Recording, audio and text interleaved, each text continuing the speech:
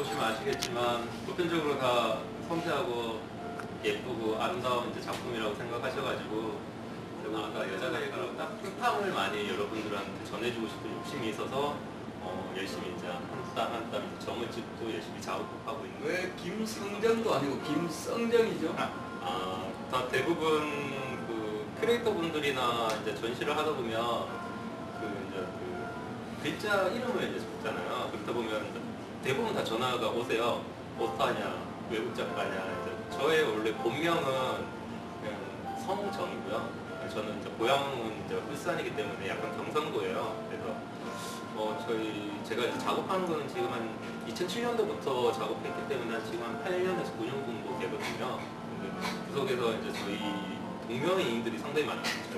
그래서 저희 이제 약간의 음역 어떻겠냐는 이제 선생님들의 조언에 있으셔가지고 그냥 네이버나 이제 다음에 이제 김성정을 치면 왜냐면 저희 나라는 그런 동명이인들이 많이 없어지는 쌍시옷 자체가 이제 거의 없기 때문에 그래서 이제 신문 기사나 이제 기본 이미지가 한꺼번에 이제 잘 굳이 홈페이지를 안 만들어도 운 좋게 이제 잘 이렇게 되시는 공간들을 만들어 주시는 이제 선생님들의 많은 이제 조언들이 있었기 때문에 이제 저의 이제 이름에 대한 김성정이 이제 만들어졌다고 아마 생각하시면 되실 거예요. 그리고 그 김성정이라는 이름 때문에 여러분들이 한 번이라도 더 한 번 더 생각하게 되고 그 여자 작가 그리고 저 작품을 보면서 한 번 절대 안 까먹게 되는 이름이 돼서 상당히 영광이라고 생각하고 있습니다. 멋지네요, 정말. 그 아이디어를 미술 교과서에 올라갑니까? 이건 대단한 일 아니에요? 아주 깜짝 놀랐습니다. 어떻게 된 거예요? 운이 좋게도 이제 저 같은 경우는 그 점이라는 것 자체를 이제 아크릴 기법적으로 따져봤을 때 평면적인 기본적인 이제 점유법이 있는데 저는 약간 오돌토돌하게 이제 색종류법에 대한 그리고 학생들이 봤을 때는 약간 뭔가 응용하고 뭔가 실험해보고 하면서도 재미있게 이제 또 수업을 할 수 있는 부분적인 약간 독특한 느낌이 있었거든요. 일반적으로 붓으로 그리는 그림이 아니고 뭔가 도구를 이용해서 그린 거에 대한 약간 재밌는 학생들한테 보여주기에 참 좋은 자료라고 생각들어서 장르로 봤을 때 이제 아크릴화를 하시는 분이 한두 분이 아니잖아요. 많죠. 근데 저처럼 이제 점으로서 작업하는 작가는 거의 드물기 때문에. 그렇습니까? 그리고 이제 점을 찍는 건데 이제 도구의 다양성이 있어요. 근데 저는 그 뾰족하게 이제 나무젓가락 같은 거를 깎아서 그걸 하나하나 이제 점으로서 옮겨서 이제 찍는 거고 그 다른 선생님 같은 경우는 주사위 바늘로 하시는 분들도 있고 어떤 작가분은 이제 종이에 이제 인두를 찢어서 하시는 분들도 있고 그러니까 나름대로 방식이 있는데 저는 저만의 이제 독특한 방식을 응용을 해서 저만의 이제 아름다움을 표현을 하는 거죠. 왜냐면 그 아름다움은 누구나 다 공유하고 싶고 갖고 싶고 뭔가 이거에 대한 향수를 그리워하는 게 가장 크기 때문에 저의 아름다움은 그 반짝이는 거에 대한 뭔가 감정이 이제 변화들이죠. 그러니까 그거에 대한 설레임이. 그러니까 그림을 아마 보시면 그 따뜻함이 왜 잘 와닿나고 하면 저는 뭐든 따뜻하게 전달해주고 싶은 욕심이 있어요. 예. 그래서 좀 순수하게 작가의 그런 내용들이 이렇게 표출이 되거든요. 저는 무지하게 많이 했어요. 저는 특별하게 꼭 기획을 하고 하는 것보다는 제가 하루하루 열심히 하다 보면 그 작업이 양이 쌓여 있을 거고 그 양이 되면 개인적으로 충분히 할 수 있는 거거든요. 그렇기 때문에 1년에 목표치는 딱 정해놔요. 최소한의 30에서 40점을 완성해놔야지 그래야지 제가 원하는 페어도 나갈 수 있고 무력전도 나갈 수 있고 개인전도 할 수 있고 그러니까 어떻게 하든 새로운 공간에서 여러분들한테 작품을 보여주는 입장에서는 옛날 작품보다 신선하게 새로운 작품들을 하나라도 개발하고 여러분들한테 보여줘야지 더 신선해서 아마 올해도 달로 따져봤을 때 왜냐면 국내 아트페어, 해외 아트페어를 통틀어 봤을 때는 3월부터 12월 달까지 꽉꽉 차 있거든요.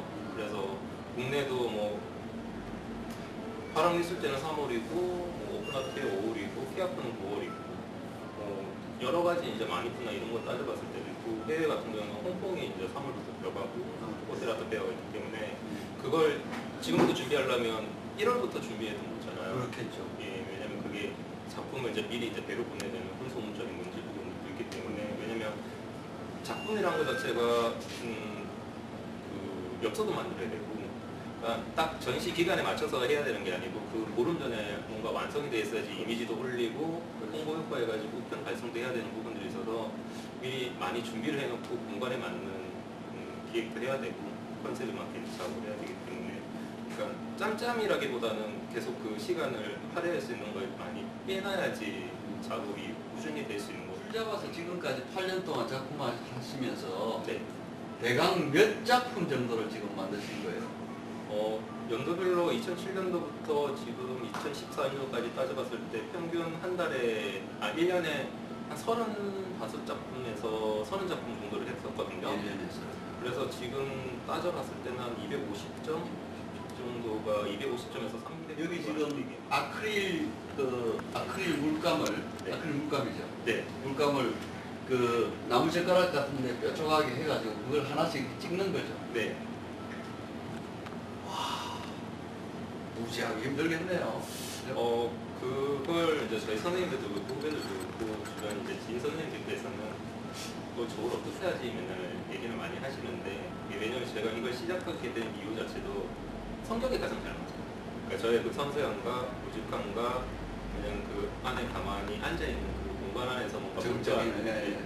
근데 그거에 대한 무아지경이 어느 정도가 되는 것 같아요. 뭔가 이게 반복적인 패턴도 있겠지만 근데 저 나름대로의 그거는 놀이라고 생각을 하고 있거든요. 그러니까 이게 점을 찍었을 때 완성이라는 개념을 마지막 점을 찍어봐야지 아는 것처럼 그 과정이 저한테는 상당히 재밌는 하나의 그 놀이인 것 같아요. 그래서 그 과정이 끝나면 또 그걸 사람들한테 보여줬을 때 반응이 저한테 또 원동력이 돼가지고 더 좋은 작품들라도 한번 해볼 수 있는 도움 기회가 되기 때문에 그래서 힘들지만 보람은 정말 많이 있어요. 왜냐면 네. 그걸 점 하나하나를 사람들이 다 알아주시니까 그 시간과 노력에 대한 정성에 대해서 알아주시니까 만약에 그 정성이 제가 찍었는데 그 정성이 인정이 안 된다면 저에 대한 보람이 많이 부족하겠지만 그 한 점 한 점을 다 사람들이 신기하시고 추감적으로 만져보고 싶은 욕심도 생기시고 그에 대한 재미를 많이 느끼려고 하니까 저는 하면서 너무 보람이 많이 그러시구나.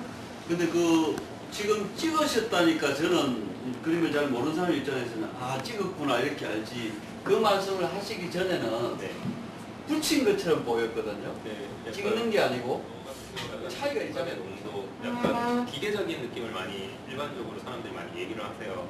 이게 어떻게 사람이 찍을 수 있는 점이냐, 그래요. 그 미묘한 그 공간을 어떻게 만들 수 있느냐. 근데 그런 기계가 할 수 있는 게 사람으로도 표현될 수 있는 게 왜냐면 기계가 못하는 게 사람들이 표현할 수 있는 게 더 많잖아요. 왜냐면 그런 뭔가 인위적이지 않은 약간 자연적인 그런 약간의 그 크기 조절 그 속에서 그 색감이나 그런 것들은 기계가 함부로 표현해낼 수 있는 부분들이 아니거든요. 그리고 뭔가 데이터로 만들어지는 작품이 중요한 게 아니고 그림이라는 것 자체는 은연중에서 만들어지는 효과가 가장 크다고 생각이 들어요. 왜냐면 저도 그 물감을 하나 찍을 때 고민을 하거든요. 이 점이 이 패턴에 맞을까. 근데 들면서 새롭게 다시 생각이 들어요. 이 점이 아닌 것 같다. 그렇게 되면 기계는 그게 그냥 찍겠지만 사람이랑 마음의 감정이라는 게 있기 때문에 그 시간 매추에 따라 변화가 있기 때문에 그 그림의 색감은 계속 무한정으로 변할 수밖에 없는 거죠. 그러니까 저도 시작할 때와 끝은 모를 것 같아요. 몰라요. 근데 막상 끝내놓으면 이렇게 되는 거구나 라고 느껴지기 때문에 그게 너무 저의 과정에서 너무 재밌는 것 같아요. 그러면 지금 이제 제일 어려운 부분이 제가 볼 때는 점을 찍어도 점의 크기가 다 다를 수 있잖아요. 예. 근데 이렇게 보면 거의 이렇게 모아져서 보면 점의 크기가 거의 비슷하거든요. 네. 그 다음에 색깔도 저 윗부분에 물론 어디서 출발하는지는 모르겠지만 윗부분하고 아랫부분이 서로 네. 시간이 좀 많이 경과되면 색이 다를 수 있을 거 아니에요. 네. 그건 어떻게 맞추세요? 색은 거의 몬턴이 가지고 있는 색이 기본적으로 가지고 있는 색이 혼합을 하지 않는 이상은 변화가 없기 때문에 그래요? 그거는 별 상관이 없고요. 크기 조절은 저는 그 점으로서 깊이를 조절하고 있기 때문에 큰 점이라는 건 바탕점이 좀 가깝고요. 그 중간중간에 제가 피부 조직이나 아니면 지느러미의 그런 약간 깊이 있는 조절을 하기 위해서는 약간 중첩되게 여러 이제 점의 굵기를 상당히 작게 해가지고 촘촘하게 하는 부분도 있어요. 그런 것들은 이제 세세하게 봤을 때는 훨씬 더 뭔가 밀도 있게 더 들어가 있는 부분들이 있는 거죠. 그런 짜임새가 부분적으로 있기 때문에 훨씬 더 그림을 봤을 때 조금 깊이 있는 부분들도 더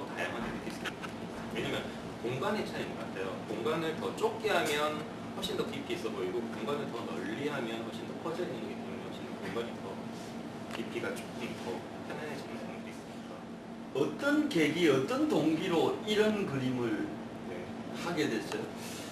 저도 우연치 않게 하게 됐어요. 왜냐면 작가가 가지고 있는 영향력 중에 가장 큰 게 다작입니다. 그러니까 계속 작업을 하고 있으면 생각을 그 작업에 몰두하기 때문에 그 과정에서 그 시행착오를 계속 겪게 돼 있거든요. 근데 다작이나 작업을 계속 안 하게 되면 그 긴장감이 계속 유지가 안 되기 때문에 계속 그 선에서 다시 머물다가 끝나다가 다시 시작해야 되면 그 자기 컨디션을 못 찾기 때문에 작업에 대한 밀도나 진도나 그 흐름이나 그런 것들이 실제로 깨지기 때문에 하다가 계속 우연치 않게 뭔가 내 것을 찾아나가는 것 같아요. 그래서 저도 뭐 운 좋게 저의 나름의 성격적인 부분을 찾아나갔다고 본다면 저희 이제 선생님들의 작품을 봤을 때는 이제 그 20년, 30년을 하면서 얼마나 자기만의 색깔을 찾으려고 많이 노력을 했겠어요. 그러니까 그걸 봤을 때는 아직 저도 많이 점이라는 작업에 대한 모티브는 찾았지만 기법에 대한 재미는 찾았지만 더 다양한 것들에 대해서 시도도 해보고 경험을 해보고 표현도 해봐야 된다고는 계속 고민을 하고 있거든요. 왜냐면 점으로서가 어떠한 한계점을 극복해내야지 또 다른 하나의 장르가 될 수 있는 것처럼 그냥 찍는다고 해서 끝난다고 해서 좋은 그림이 저는 된다고 생각을 안 해요. 그 속에서 뭔가 정말 상상하지 못한 것들에 대한 새로운 것들이 정말 사람들한테 느껴진다면 더 좋은 점에 대한 고용이라는 걸 느낄 수 있죠. 그래서 그 고민을 계속